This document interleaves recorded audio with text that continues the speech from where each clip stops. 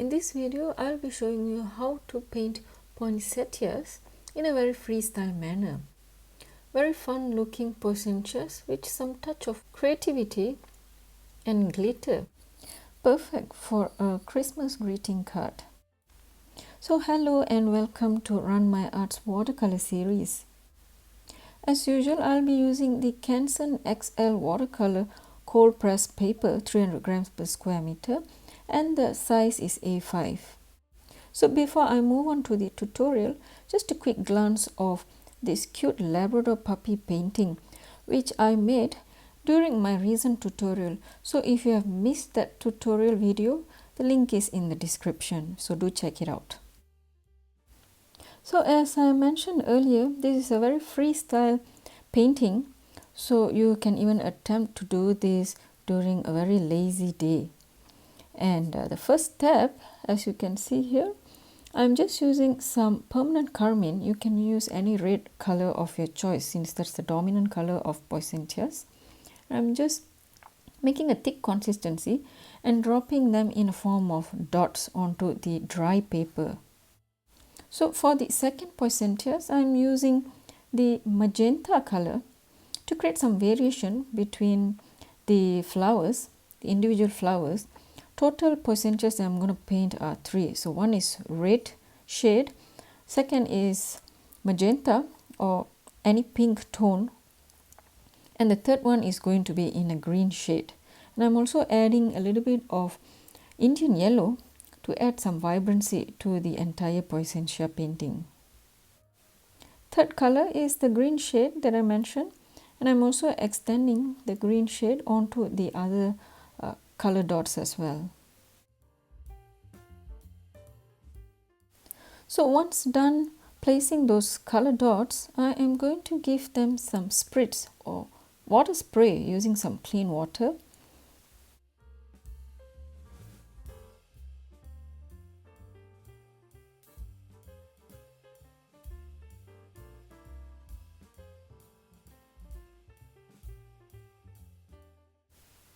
While the paper surface is still wet with the water spray, I'm going to use a clean damp brush to move some of those pigments that have bled onto the wet surfaces. So since this is not a pre-sketched painting, we can use this middle part of the color patches as the guideline to start painting the poinsettia petals. So once again, I have used the same permanent carmine that I used earlier to paint the petals of the poinsettia while the paper is still wet. So just casually paint those leaf-like motifs since the poinsettia's petals resemble the leaves shape. So just casually paint, and since this is already a pre-wet surface, you can just easily glide your brush strokes.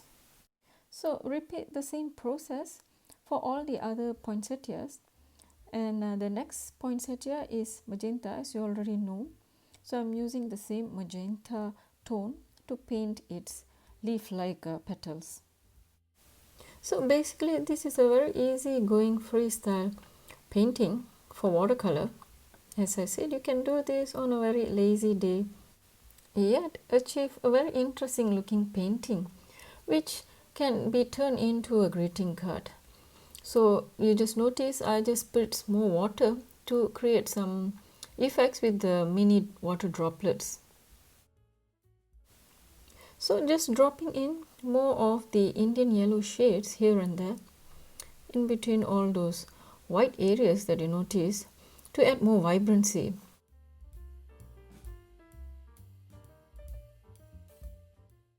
So once done with the color coordination, you will have to leave the entire painting to dry completely, and we'll come back to do the second layer painting.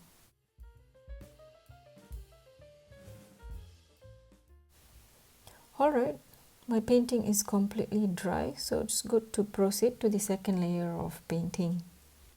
So this time I am going to kickstart painting the magenta toned poinsettia. And for the second layer painting, I have added in a little bit of the permanent carmine to my magenta mix to make it slightly darker than the first layer painting. And as you can see here, I'm applying dots once again onto the dry surface of the paper, and I am going to paint the petal in between the first layer of petals, meaning you don't want to overlap the first petal that you painted, but instead you're going to paint it in between them. And in order to paint the petals, I'm just using a wet brush to drag the color dots that I applied earlier. And once I have got an outline of those shade of the petal, I am going to add in more of the red pigment towards the middle part of the petal. In other words, just used a clean wet brush to activate those color dots that you apply onto the dry paper, and then just drag those color. Since the brush is already wet, it will be able to bleed those color dots, and you can just control your brush stroke to form a petal shape. Following that, you can drop in more pigment onto the petal that you have painted towards the middle part of the petal, and then just lightly use the same brush to drag those pigments towards the rest part of the painted petal. So this method actually helps you to paint in a very minimalistic way, as well as maintaining a color gradation whereby the darkest spot is going to be onto the middle part of the petal, while the rest of the petal part has got a very light wash.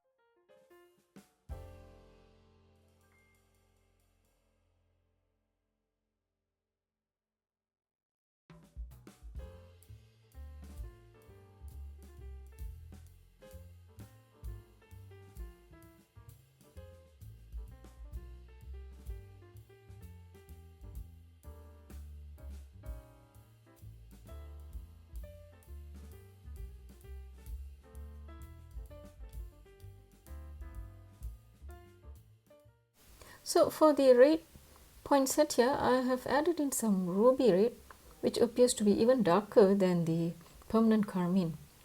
And as I mentioned earlier, don't forget to paint the second layer of painting in between the first petal layers.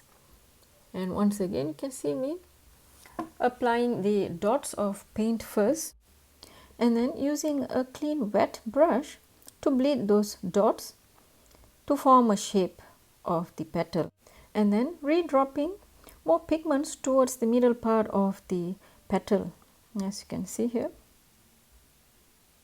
and just use the wet brush once again to move the pigment to the rest of the petal part. So I'm just showing you at a different angle on the painting process in case you couldn't visualize from a top view.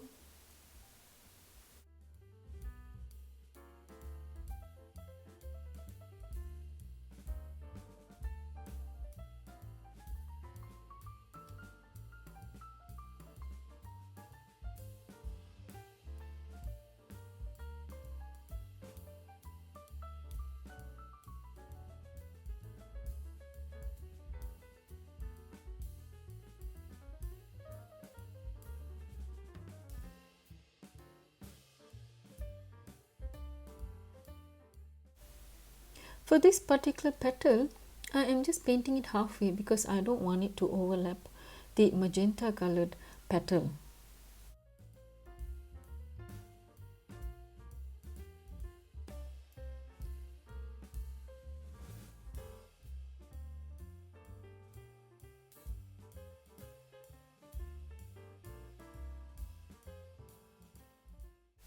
So for the green colored poinsettias, I have mixed in a little bit of indigo to the earlier green shade that I had to make it into a very darker pigment.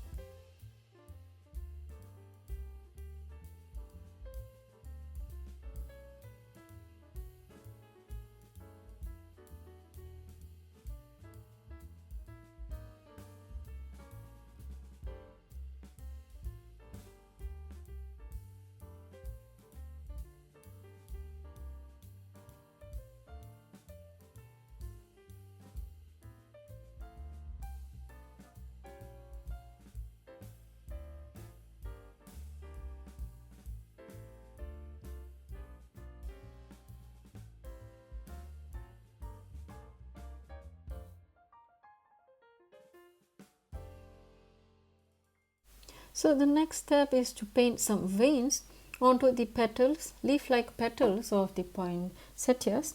So in order to do that, please make sure your painting is completely dry. And over here I'm just using a rigger brush. You can use any pointy bristle brush to paint those fine lines. And of course a darker shade would make the veins appear more visible and vibrant. So use a darker mix of paint.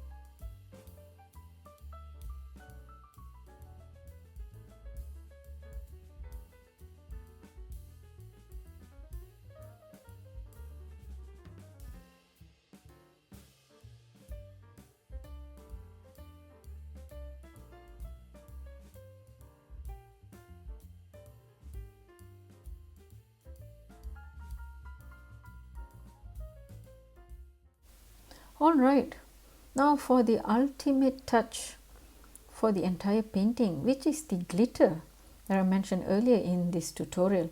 So I'll be using the metallic version of watercolor paint in gold pigment from Schminker.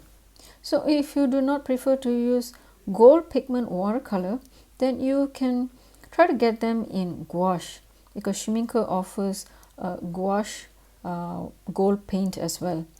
And I am using a smaller size bristle to drop in those dots, and make sure your brush bristle is a bit hard and not a very long or soft one, so that it will be easier to apply those dots onto the dry painting.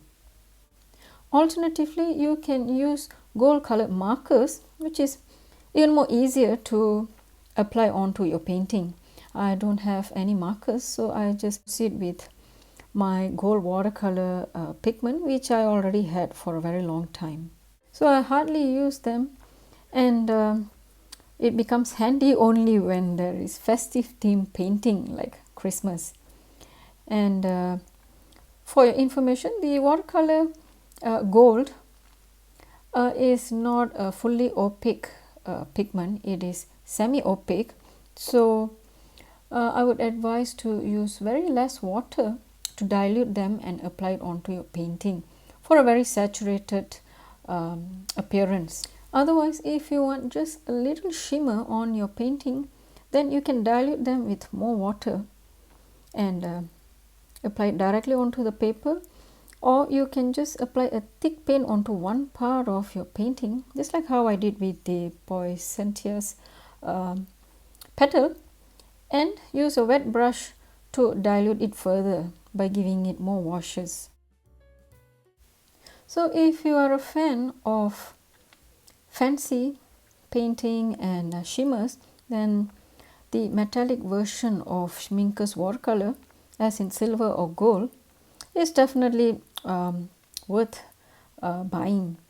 As you can see here, the moment I started painting with the gold pigment, the entire painting has come to life. It has added some light effect or vibrancy to the entire painting, and as you tilt the painting, you'll definitely see more shine.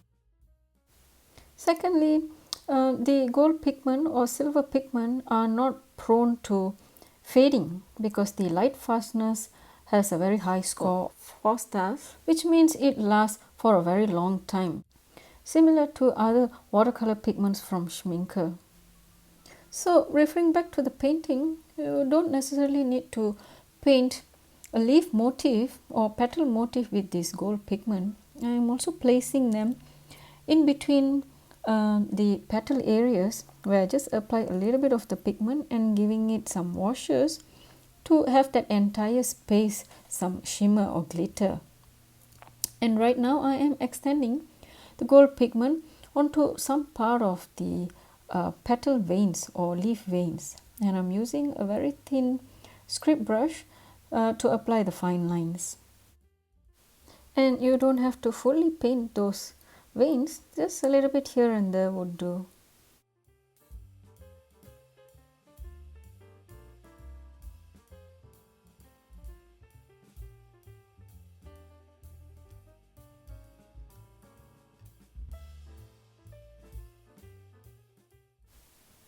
Some final touches with the remaining paint. You can apply some paint spatters or dots here and there for some extra effect to fill in those empty areas.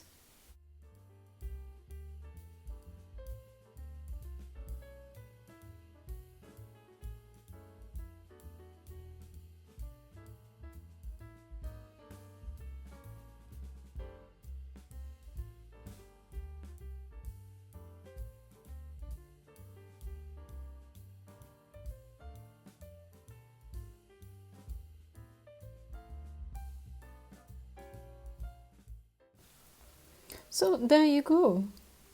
Not your typical poinsettias, but something unique and different. Can even make it into an abstract painting. So if you liked today's tutorial, then do hit the like and share button, and also subscribe to my channel if you want more exciting watercolor guidelines and tutorials. See you again in another tutorial. Thank you. Bye.